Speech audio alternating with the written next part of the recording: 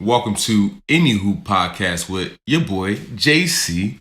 Good morning, and we talking playoff basketball.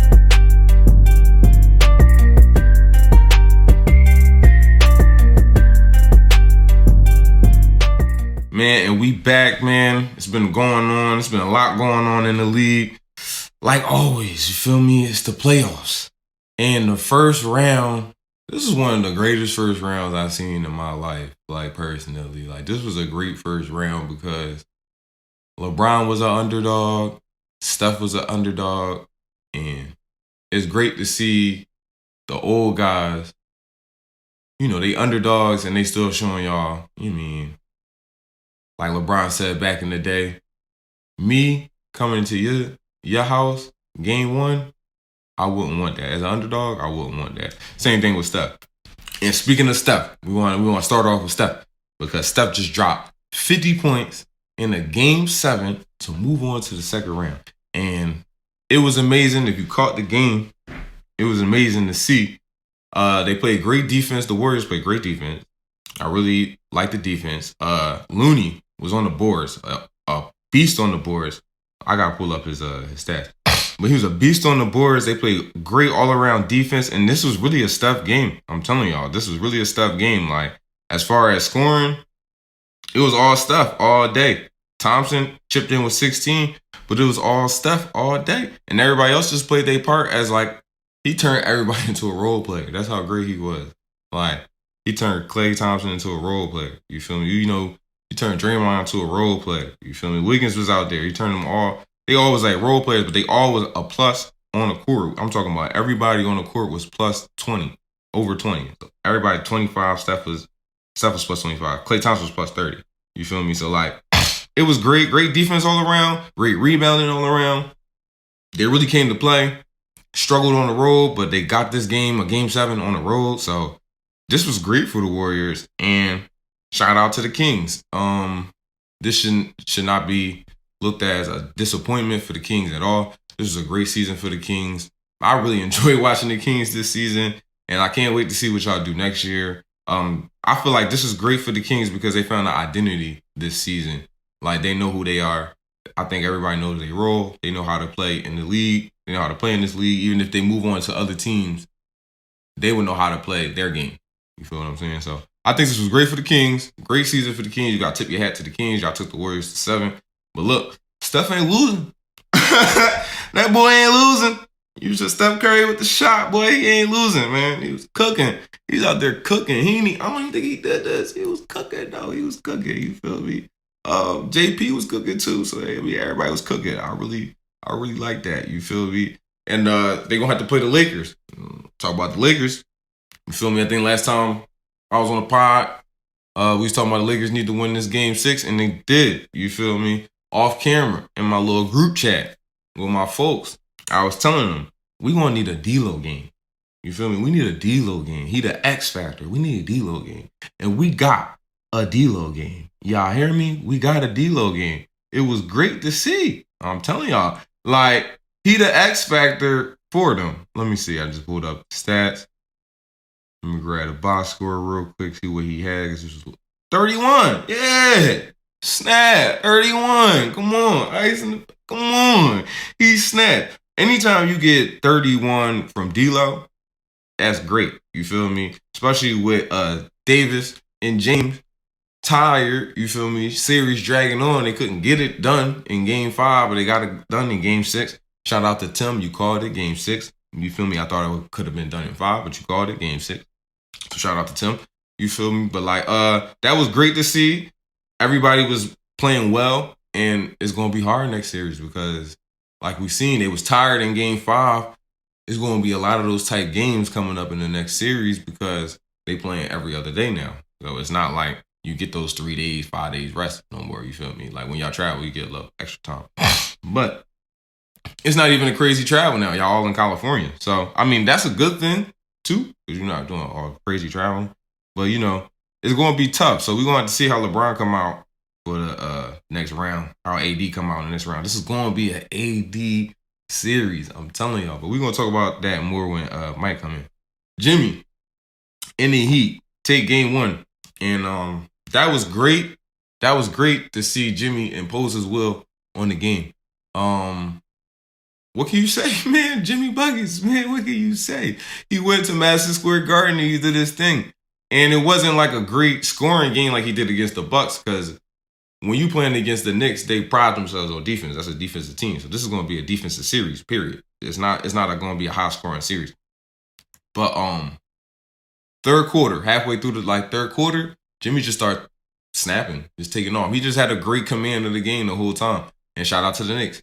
They came out snapping, but they really melted down in the fourth quarter. Like, that's what really happened. It's no Randall, so it's less offense, but there's also less defense. So Jimmy getting into the paint, doing this little thing, pull a jumper. That shit easy. You feel me? So it's a little less defense in the interior paint. But I don't know. I feel like they still could have get it done. I mean, look, I think they win game 2, but to win game 2, I think y'all gonna need Mitchell Robinson to play a better defense in the paint. Like, he needs to have a more commanding presence in the paint because that's where it's gonna come down to. This ain't they don't got Tyler Hero. You feel me? Then they're not gonna have Jimmy either. Most likely in the next game, so he might play game 3, but I don't think he'll play game 2. He rolled his ankle at the end of the last game. You should have seen Spoelstra, bro. Spoelstra was up. He was upset. He was upset. So that's a hurt piece. And because of that, I feel like y'all win game 2. And I mean, without Jimmy, series might be over. But we'll see. Without Jimmy, the series just might be over for the Heat. But I mean, he still played. Like, Jimmy still was on the court. So I don't think a rolled ankle gonna keep him out. I think he'll come back somehow, some way, and help the team. And if he come back and help the team, that just might be enough to beat the Knicks. You feel me? So Knicks gonna have to step up big time. This is y'all year, right? Y'all gotta step up, man. I'm saying, y'all gonna need some incredible games out of y'all players. We need JB to really snap. You feel me? Because he couldn't make a 3-pointer last night or yesterday afternoon. My man couldn't make a 3. Let me see. What was he from the 3? Yes. He literally did not make a 3. 0 for 7 at the 3. You feel me? So he was struggling shooting the ball. And thank God he know how to get into the paint and get a bucket. Because if he couldn't shoot, if he lived and died by the 3, he would have died last night. You feel me? It was still a close game, but like I said, he gonna have to shoot better. You feel me? Hart gonna have to shoot better. And everybody just all together gonna have to play better because none of y'all had a positive plus minus on the court. It was all negative. So they just gonna have to snap out of it. And I really don't understand why RJ. I don't understand why RJ didn't attack Jimmy Butler at the end of the game. He obviously was a decoy and he obviously was hurt. I don't know what Tibbs was doing. That was like a little failed on the coaching part as well. I don't know. I was talking to Jared. Jared talk about he must love him or something. He must got some love for him. Still got love for him because there's no way he should have attacked Jimmy at the end of that game. Y'all possibly could have won that game. Y'all just attacked Jimmy because Jimmy was in there for a good 6-7 minutes hurt. That's all y'all needed to turn the game around. I know Kyle Lowry, he did snap at the end, but y'all was still there. It was still there. This was a close game in the fourth. Yeah, 26-27 in the fourth quarter. So, you feel me? They beat y'all by a point in the fourth. Y'all really snapped. So, that's that. The Nuggets and the Suns. You feel me? KD loses to the Nuggets. After his post-game interview was funny because he was like, somebody asked him, was he surprised that the Nuggets came out how they came out? And he was like, surprised. Me? Surprised? They're the number 1 seed for a reason. And for me, it's just so glaring. The death problem for the Suns is just so glaring, especially in a series like this, where the Nuggets have depth. Everybody on the team can shoot. They have a better offense too. This is definitely this is funny because it's looking like, for me, last game, they got out-coached because the offense for the Nuggets was just a little bit more active, a little bit more motion than the offense for the Suns. The Suns seem like they still trying to figure out how to play with KD now, and now that they lost some of the old players. Because when DeAndre Ayton gets out the game, y'all literally don't have no offense at the center position at all, like the big man at all. So you really rely heavily on your guards and KD, and it don't always get it done as you see against the Nuggets. That, you feel me? The Nuggets is just an offensive powerhouse.